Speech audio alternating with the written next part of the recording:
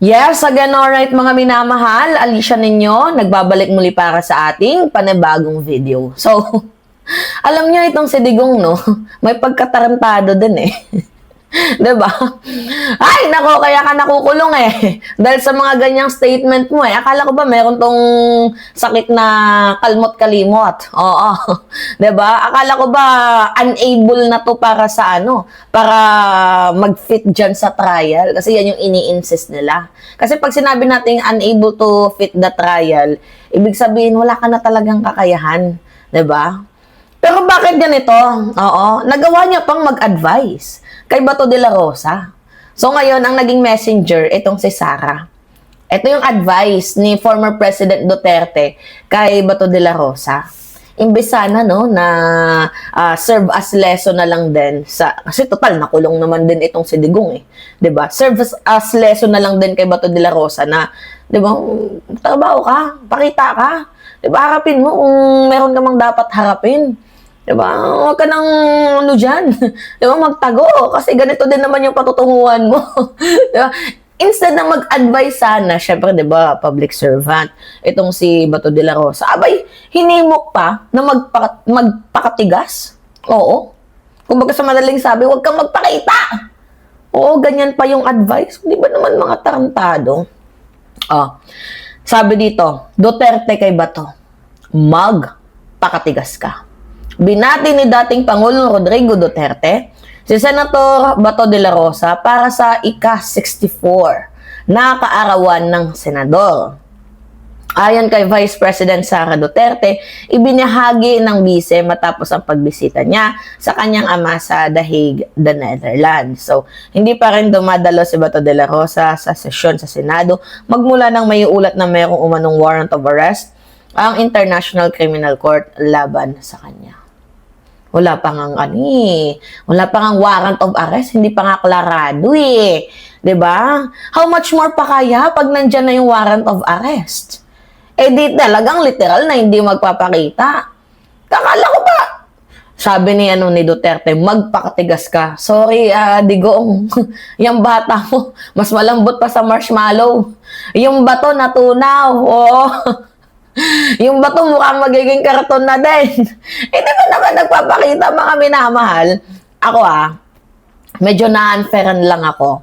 Kasi imagine, tayong normal na Pilipino, gigising tayo ng maaga. Naranasan ko yan. Oo, yung magtrabaho, gigising ng maaga, papasok sa trabaho, 4:00 pa nga lang eh. 'Di ba? Kailangan nang pumasok sa trabaho, depende sa shift. 'Di ba? Kasi nag-call center din naman si Mima, mga minamahal. Pero saglit lang, 'di ba? Tapos pumasok din ako sa tindahan, ang dami ko pinasukan. 'Di ba? Sa fast food chain. So imagine mo ang sweldo mo parang 11K, 15 katapusan, tapos kakaltasan pa. 'Di ba? Parang ang unfair sa atin, 'di ba, na no work, no pay. 'Di ba? Pag tayo no work, no pay, tas pag yung mga senador exempted, parang ang unfair mo naman, Senator Ronald Bato de la Rosa. 'Di ba? Sinusweldohan ka almost 2 months na. Kaya dapat yung ifina-file ni Trillanes na ethics complaint, dapat i-push through na yan eh. Kasi walang saysay ang pagiging senador ni Senator Ronald Bato de la Rosa dahil talagang literal na binababoy tayo. Akala ko nga dati, di ba sabi niya, make my day. Di ba sinabi niya yan, mga minamahal, make my day daw. I am willing to join the old man. Di ba? Sabi yan ni Bato. Tapos sinabi niya pa noon na flight is guilt daw. So, kapag ikaw ay umalis, ibig sabihin, matik na guilty ka. Ba't di niya mapanindigan yung kanyang mga sinasabi? Natatandaan niyo ba to mga minamahal? Meron na akong papakita sa inyo. Trillanes. Sinabi niya talaga yun. Yung flight is guilt. Pakita ko sa inyo. Hindi naman tayo nagsisinungaling dito, mga minamahal. Tawang-tawa nga ako dito kay Bato eh. Flight means guilt? Ganun ba yun? Kayo ba, sir? Oo, kasi kung innocent ka, you have to fight for your innocence. before anybody, any particular investigating agency, harapin mo. Di mo maiwasan mag-isip ng tao. Na, bakit ka umalis? Bakit ka lumayas? May kasalanan ka ba? Flight means guilt. Ganun ba yun? Oh. Oo, kasi kung innocent.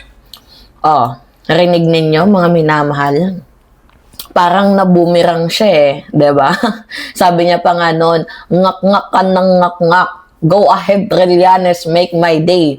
Tapos tingnan ninyo, nagtatago. Akala ko ba you are willing to make Trillanes day?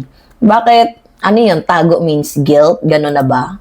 'Di ba? Parang ano eh, ang hilig nilang, alam niyo yung salitang what comes around, goes around. 'Di ba? Talagang literal na na bullseye itong si itong si Senator Ronald Bato de la Rosa. Alam mo ba to? Coming from you nagsalita ka niyan, coming from you. So, why you are hiding now? Yan yung tanong natin. Ba't ka nagtatago? Ang dami mong ingay eh. 'Di ba? Long hair na kaya itong si Bato? Ang tagal ba naman nagtago? Long hair na kaya itong si Bato de la Rosa? Baka may namahal. Diba? Tapos meron pa tayong maririnig. Sabi niya, naiintindihan naman daw tayo ng taong bayan. Nagsabing naiintindihan ka ng taong bayan. Naiintindihan ka ng taong bayan kung bakit ka nagtatago. Pero hindi ka naiintindihan ng taong bayan kung bakit hindi ka pumapasok.